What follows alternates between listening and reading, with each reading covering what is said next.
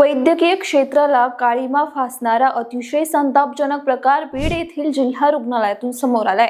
Caesar ऑपरेशनादरम्यान डॉक्टरांनी 19 वर्षीय मातेच्या पोटात मेडिकल ग्लोव्स म्हणजेच हातमोजे आणि टिश्यू पेपर म्हणजेच कागदी रुमाल तसाच सोडून दिलाय। डॉक्टरांच्या या भयंकर हलगर्जीपणामुळे संध्या सूरज गायकवाड ही तरुण आई सध्या पुण्याच्या ससून रुग्णालयात मृत्यूशी झुंज देत असून जन्म दिलेल्या चिमुकल्या बाळालाही कुशीत घेण्याची तिची अवस्था राहिलेली नाहीये।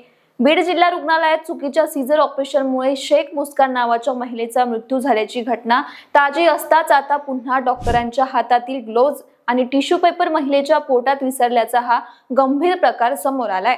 या प्रकरणी संध्या गायकवाड या तरुणीच्या आईने माध्यमांसमोर येऊन खळबळजनक आरोप केले। त्यांच्या सोबत नेमकं काय घडलं हे जाणून घेतल्यानंतर कुणाच्याही तळपायाची आग मस्तकात जाईल अशीच परिस्थिती आहे। सोबतच या घटनेनंतर बीड जिल्हा रुग्णालयाचे अतिरिक्त जिल्हा शल्य चिकित्सक डॉक्टर नागेश चव्हाण यांनी रुग्णालयाची पार वाट लावल्याचे आरोप त्यांच्यावर होत आहे। महत्त्वाचं म्हणजे जिल्हा रुग्णालयातील डॉक्टर नीट पेपर फुटी प्रकरणातील आरोपी शिवराज मोटेगावकरचे विद्यार्थी आहेत का असाही प्रश्न या निमित्ताने विचारला जातोय। पण हे सगळं प्रकरण नेमकं काय आहे, या प्रकरणाच्या पार्श्वभूमीवर कोणते गंभीर आरोप होत आहे आणि यावर बीड जिल्हा रुग्णालयाचे सीएस डॉक्टर सतीश कुमार सोळंके यांनी काय माहिती दिली आहे, सगळी स्टोरी जाणून घेऊया या व्हिडिओच्या माध्यमातून। नमस्कार, मी गीतांजली आणि आपण पाहत आहात दे दणका।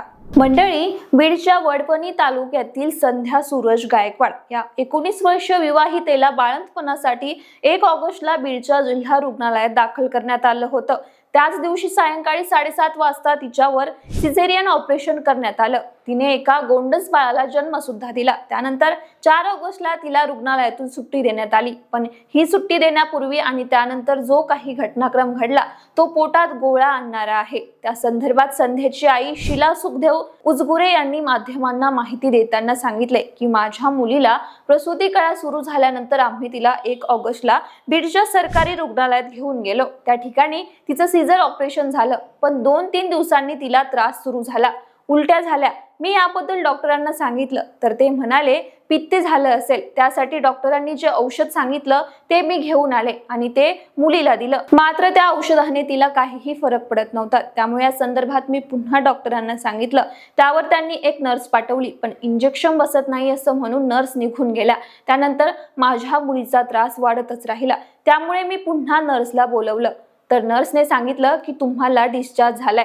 तुम्ही हिला घेऊन जाऊ शकता। दरम्यान घरी आल्यानंतर 2 दिवसांनी मुलीचा त्रास जास्तच वाढला, पोटात तीव्र वेदना, उलट्या आणि तिला ताप येऊ लागला। त्यामुळे आम्ही मुलीला वडवणी येथील खासगी रुग्णालयात दाखल केलं, पण त्या ठिकाणी तिच्या प्रकृतीत काहीही सुधारणा न झाल्याने तिला बीड मधील ढाकणे यांच्या खासगी हॉस्पिटलमध्ये नेलं।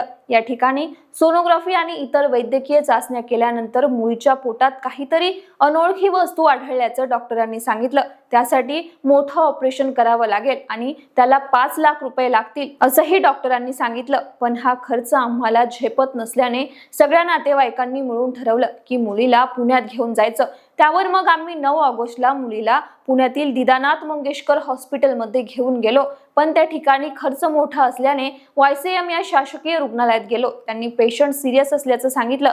त्यावर मग दुसऱ्याच दिवशी आम्ही मुलीला ससून रुग्णालयात दाखल केलं। त्या ठिकाणी मुलीच्या तपासण्या केल्यानंतर तिच्या पोटात मोठ्या प्रमाणात संसर्ग आणि पू झाल्याचा तसेच आतड्यांना गंभीर इजा झाल्याचं डॉक्टरांनी सांगितलं। मुलीचं सिझेरियन ऑपरेशन करतावेळी तिच्या पोटात मेडिकल ग्लोव्स आणि टिश्यू पेपर राहिल्यामुळे हा संसर्ग झाल्याचंही समजलं।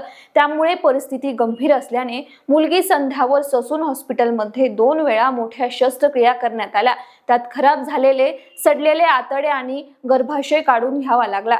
आज माझी मुलगी पुण्यातील ससून रुग्णालयात ICU मध्ये उपचार घेत असून तिची प्रकृती अतिशय गंभीर आहे, ती मृत्यूच्या दारात उभी आहे अशा शब्दात संध्याची आई शीला उजगरे यांनी घटनाक्रम सांगितला। तसेच 18 ऑगस्टला त्यांनी बीडच्या जिल्हा शल्य चिकित्सांकडे लेखी तक्रार दाखल केली। संबंधित डॉक्टर व कर्मचाऱ्यांच्या निष्काळजीपणाची चौकशी करून दोषींवर कठोर कारवाई करण्यात यावी अशी मागणी त्यांनी या तक्रारीवरतून केली आहे। दरम्यान या सगळ्या प्रकारानंतर बीड जिल्हा रुग्णालय आणि तेथील डॉक्टरांवर राज्यभरातून अत्यंत संताप व्यक्त होत असताना जिल्हा रुग्णालयाचे शल्य चिकित्सक सतीश कुमार सोळंके यांनी माध्यमांसमोर येऊन सांगितलं की संबंधित मातेला डिस्चार्ज दिल्यानंतर त्यांच्या पोटात दुखत असल्याची माहिती त्यांच्या कुटुंबियांकडून आम्हाला मिळाली होती। त्यानंतर त्यांनी बीडमधील खासगी हॉस्पिटलमध्ये तपासणी केली, ज्यात सोनोग्राफीमध्ये पेशंटच्या पोटात काहीतरी अनोळखी वस्तू आढळून आल्याची माहिती आम्हाला त्या खासगी डॉक्टरांनी दिली। त्यावर मग पोटातील वस्तू काढण्यासाठी पेशंटला बीड जिल्हा रुग्णालयात दाखल करण्याचा सल्ला आम्ही पेशंटच्या नातेवाईकांना दिला,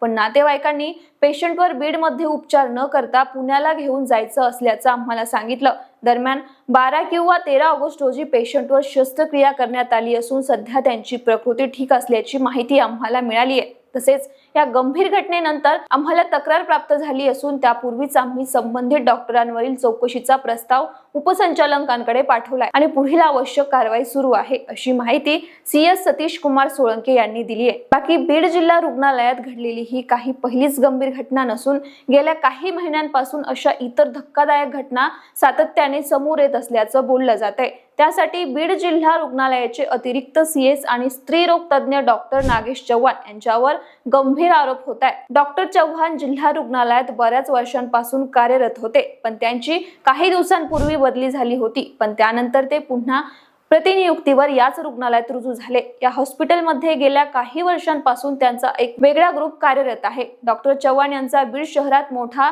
प्लॉटिंगचा धंदा आहे, त्यामुळे त्यांच्या बाहेर बऱ्याच मोठ्या ओळखी असल्याने ते कुणालाही जुमानत नाही। त्यांच्या गटातील डॉक्टर आणि कर्मचाऱ्यांना पाठीशी घातलं जातं। डॉक्टर नागेश चव्हाण यांनी जिल्हा रुग्णालयाची पार वाट लावून टाकली आहे, त्यामुळे त्यांची चौकशी करून त्यांना गडचिरोली सारख्या ठिकाणी बदली करून पाठवण्यात यावं, अशा शब्दात आता बीड जिल्ह्यातील नागरिक व्यक्त होत आहे। याशिवाय जिल्हा रुग्णालयात 1-2 चुका होणं आपण समजू शकतो, पण महिला रुग्णांच्या आणि खास करून नवमातांच्या जीवाशी येथे नेहमीच खेळ होतोय। त्याला डॉक्टर व कर्मचाऱ्यांच्या हलगर्जीपणा कारणीभूत आहे। इथले डॉक्टर बेफिकर असून आमचं काहीच वाकडं होणार नाही, अशी त्यांची मानसिकता झालेली आहे। त्यामुळे या डॉक्टरांना फक्त नोटीस, निलंबन अशी कारवाई नाही, तर त्यांना सेवेतून कायमचं बडतर्फ करायला हवं। तसेच हे डॉक्टर नीट पेपरफुटी प्रकरणातील आरोपी शिवराज मोठेगावकरचे विद्यार्थी आहे का, याचीही चौकशी करायला हवी, अशी मागणी ही आता पुढे येते। दरम्यान बीड जिल्हा रुग्णालयातील या सगळ्या प्रकरणावर तुमच्या काही प्रतिक्रिया असतील तर आम्हाला व्हिडिओच्या कमेंट बॉक्समध्ये नक्की कळवा आणि अशाच माहितीसाठी आमच्या चॅनलला फॉलो आणि सबस्क्राईब करायला विसरू नका।